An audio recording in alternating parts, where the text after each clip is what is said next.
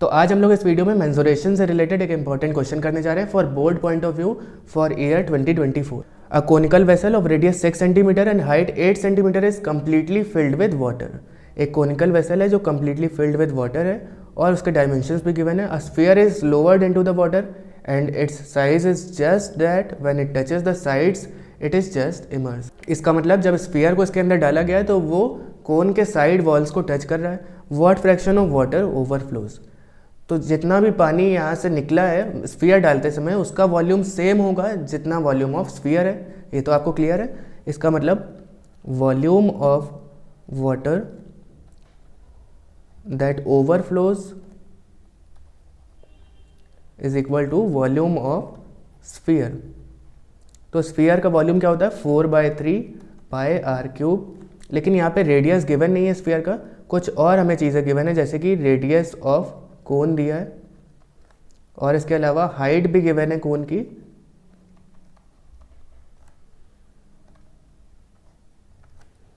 तो सबसे पहले तो इस फिगर को नाम दे देते हैं ABC। ये सेंटर है, इसको O बोल दिया। और इसके अलावा आप देख रहे हैं यहाँ पे टेंजेंट बन रहे हैं और अगर हमें यहाँ से एक लाइन इस पर ड्रॉ करनी होगी वो रेडियस होगी और AC जो होगा वो टेंजेंट हो जाएगा। या आप बोल सकते हैं OD is radius and AC is tangent. तो इनका एंगल कितना होगा 90 डिग्री। ये भी आपको क्लियर है। इसी तरह ये वाली लाइन अगर हम बनाएंगे तो ये भी 90 डिग्री होगी और OE को भी हम लोग क्या बोलेंगे रेडियस। और ये वाला एक और पॉइंट बच रहा है, इसको भी नाम दे देते हैं F।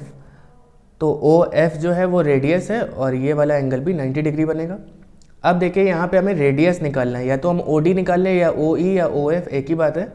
तो इसको निकालने के लिए हमें सबसे पहले देखना होगा कि हमने स्मॉल r मान लिया रेडियस ऑफ स्फीयर को। Let small r be the radius of sphere. ठीक है, तो टोटल ये जो है वो 8 सेंटीमीटर है, यानी कि AF is equal to 8 centimetre. और इसके अलावा OF कितना है, OF इज रेडियस तो स्मॉल r। तो क्या होगा इसकी OA की लेंथ क्या हो जाएगी, OA will be equal to 8 minus r centimetres. ठीक है, यहाँ पे हम इस ट्रायंगल से कुछ कंक्लूजन निकालना चाह रहे हैं, ट्रायंगल AOE से। ठीक है, और इसके अलावा OE क्या होगा इसी ट्रायंगल में, इन ट्रायंगल AOE OA तो आ गया, OE कितना होगा r सेंटीमीटर के बराबर और AE नहीं हमें पता है। तो AE निकालने के लिए हमें यहाँ पे साइड जो AB है उसको देखना होगा जो कि कोन की स्लैंट हाइट है। कोन की स्लैंट हाइट निकालने के लिए हम लोग फॉर्मूला यूज़ करते हैं L² is equal to H² plus R²।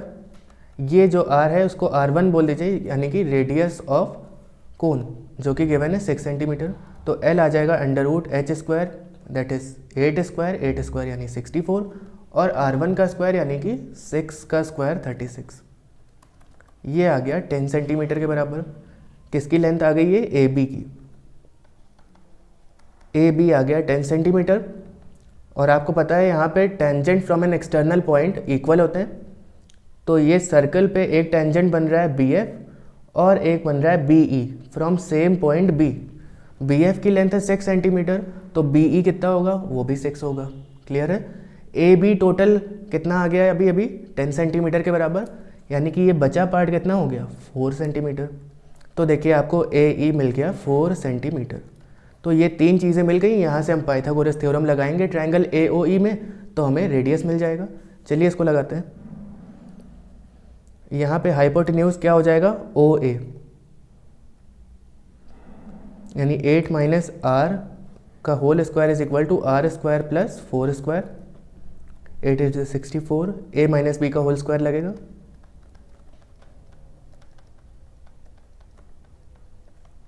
ये कैंसिल हो गया यहाँ से।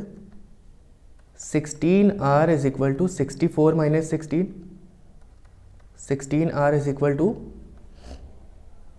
48। तो r की वैल्यू यहाँ से क्या आ जाएगी 3 सेंटीमीटर के बराबर। रेडियस आ गया स्फीयर का। अब हम लोग चलिए निकाल लेते हैं volume of sphere 4/3 pi r³ से।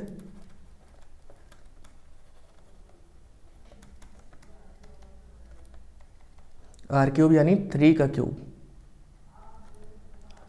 तो 1 3 से ये कैंसिल होके 3 का स्क्वायर बचेगा, 3 का स्क्वायर यानी 9, 9 4 सा 36, 36 पाई सेंटीमीटर क्यूब, ये आ गया वॉल्यूम ऑफ स्फीयर यानी कि volume of water that overflows. अब अगर हमें फ्रैक्शन निकालना है तो फ्रैक्शन हमेशा टोटल के टर्म्स में निकाला जाता है। तो टोटल वॉल्यूम ऑफ वाटर क्या होगा, इसमें जो पानी भरा है टोटल वो किसके बराबर होगा, उसका वॉल्यूम किसके बराबर होना चाहिए, वॉल्यूम ऑफ कोन के। और वॉल्यूम ऑफ कोन आपको पता है 1/3 पाई आर स्क्वायर एच होता है, यानी कि 1/3 पाई एज इट इज़ रहने दीजिए, कैंसिल हो जाएगा बाद में। आर स्क्वायर यानी 6 स्क्वायर और एच हाइट आपको 8 गिवन थी, तो ये हो जाएगा 1/3 into 6 into 6 into 8 into pi, 6 2 ज़ा 12, 12 8 ज़ा 96, यानी 96 पाई सेंटीमीटर क्यूब।